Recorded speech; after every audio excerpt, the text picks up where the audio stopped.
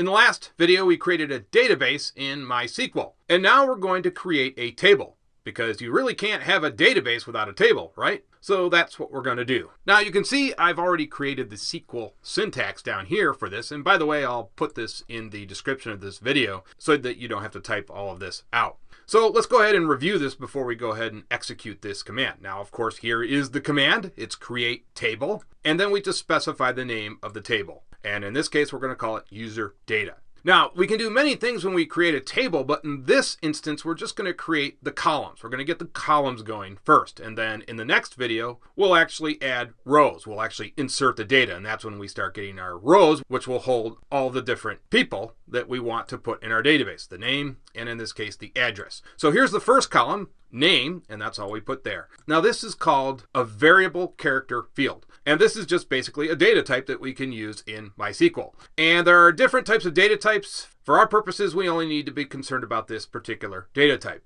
Now, this data type will basically allow us to store either letters or numbers in our field. So that's why we use this type of data type. Now, this is the max length. So we're only going to allow up to 50 letters or numbers. That's it. Anything past that will get truncated. Don't worry about this not null. This basically means the field can't be empty. Now, all we do is put a comma, and then we can create our second column, which we're going to call address. And you guessed it, we're going to allow the user to enter their address. And we're going to use the same data type. Now, obviously, addresses are usually a lot longer than names, so we'll allow 255 characters in this particular field. And again, we specify not null. So that's how that works. So let's just go ahead and copy and paste this now. And we'll go up here, right click. Let's paste this, and we're going to hit enter. And there you can see we didn't get much of a message again. It just says query OK. But I can assure you our table was created. And just to make sure, let's go ahead and use the describe command. This is a very useful command, by the way, in MySQL. It allows us to do inquiries on particular things. In this case, we're going to do an inquiry on our table to make sure it was created. And of course, the name of our table is user data.